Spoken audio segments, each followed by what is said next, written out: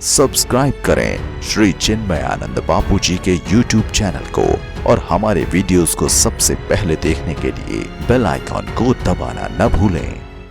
धर्म को भजो पिताजी, ये सत्य है। धर्म को पकड़ो, ऐसी चीजों को पकड़ो जो सत्य हो। हम नहीं हो तब भी हो, हम हैं तब भी है, और हम नहीं रहेंगे तब भी जो रहेगा, ऐसी वस्तु को पकड़ो। और वो है सत्य, वो है धर्म। छोड़ो दुनियादारी को पिताजी। सेवा कथा रसमहो नितराम पिबत्वम, यहां से भक्ति की शुरुआत होती है। देखो, भगवान की कथा रोज सुनो तो सुनते सुनते सुनते हमारे भीतर भक्ति आना शुरू होती है। सेवा कथा रसमहो नितराम पिबत्वम, ऐसा उपदेश दिया कि आत्मदेव वन चले गए। उसी रात सब घर बार छोड़ दिया, भगवान का भजन करने के लिए चले गए। और पिताजी को जाने के बाद गौकर्ण महाराज भी तीर्थ यात्रा पर निकल दिए। अब घर में दो बचे, धुंधकारी और उसकी मां धुंधली। मां थोड़ी देर और अपने बच्चे के शरारत को झेलती रही, देखती रही। एक दिन मां ने भी डांट लगाई कि बेटे, तेरा बड़ा भाई, तेरे पिता तेरे से परेशान होकर चले गए घर से, अभी भी तू सुधर नहीं रहा। मैं नहीं देती पैसे वैसे अब तुमको। तो आज धुंधकारी ने अपनी मां को भी मारा। धुंधली बहुत रोई, आंख में आंसू की धार बह रही। बैठे बैठे अपने पति की बातों को याद कर रही थी कि मेरे पति ठीक कहा करते थे कि बच्चे बच्चे के झंझट में ना पड़। मैं नहीं मानी, और आज जब बच्चे के हाथ से मार खाई तब धुंधली की बुद्धि शुद्ध हुई। रो रही थी, आंख में आंसू थे।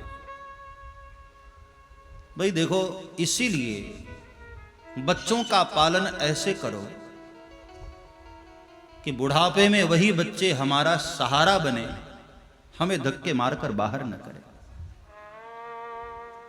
इसलिए मैं तो एक बात यहां कहता हूं, भागवत सुनकर के हमें इस बात की समझ होनी चाहिए, शिक्षा लेनी चाहिए। लोग सोचते हैं कि भाई हमारे साथ थोड़ी ऐसा होगा। कब संसार में किसके साथ कौन सी घटना घट जाए कोई पता नहीं। ये मान करके हमेशा अपने बच्चों का पालन ऐसे करो, अच्छे संस्कार दो उनको, अच्छी शिक्षा दो।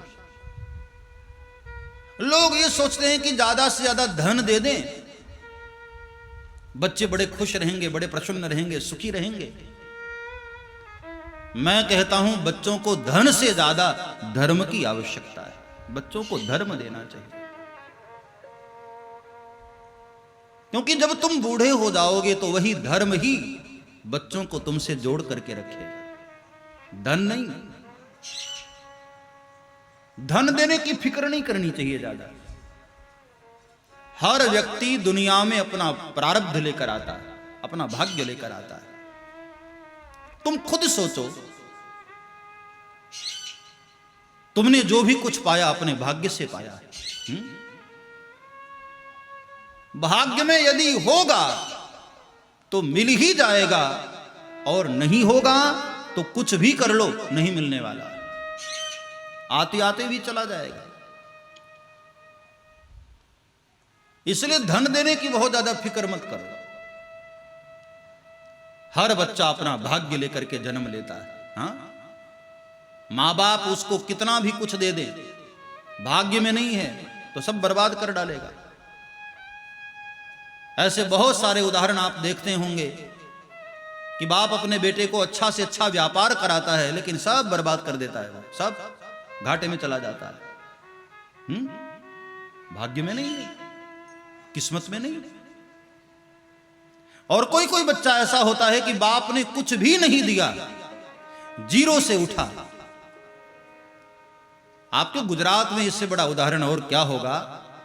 आज हमारे भारत देश के प्रधानमंत्री को देखो, शून्य से उठा वो व्यक्ति और आज भारत के शिखर पर बैठा हुआ है। हाँ, पूरी दुनिया में भारत का उसने सिर उठा दिया। गर्व होता है भारतवासियों को ऐसे देश के प्रधानमंत्री पर। शून्य से वो व्यक्ति उठा, जीरो से उठा, कितनी ऊंचाइयों पर गया। मां बाप ने क्या दिया था? अपना प्रारब्ध लेकर के वो महापुरुष आया और अपने प्रारब्ध के बल पर आज चलते चलते चलते सर्वोच्च शिखर पर पहुंचा। इससे सीखना चाहिए। बच्चों को हम केवल धन देने की फिक्र न करें, बच्चों को धर्म दें, अच्छी शिक्षा दें। बचपन से गोद में जब बालक सोया हो ना, वहां से संस्कार देना चाहिए।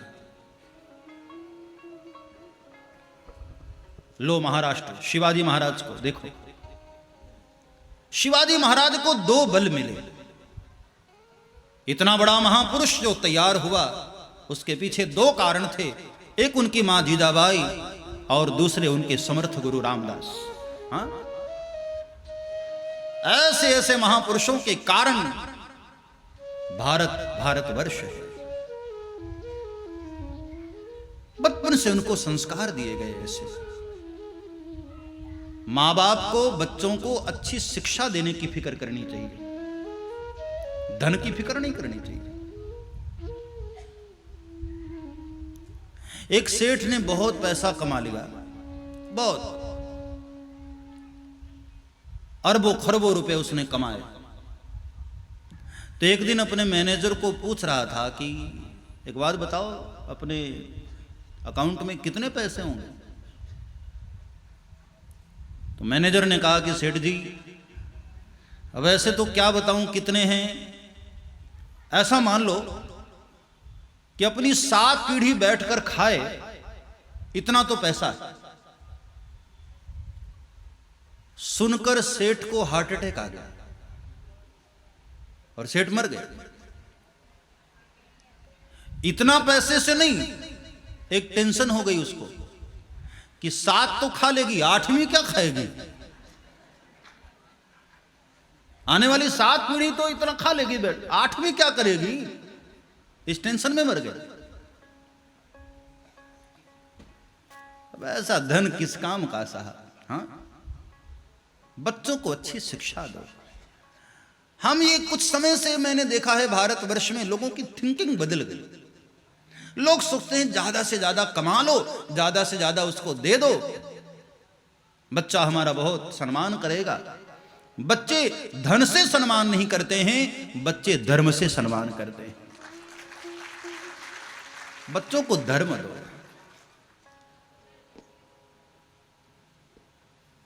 सब्सक्राइब करें श्री चिन्मयानंद बापू जी के YouTube चैनल को और हमारे वीडियोस को सबसे पहले देखने के लिए बेल आइकॉन को दबाना न भूलें।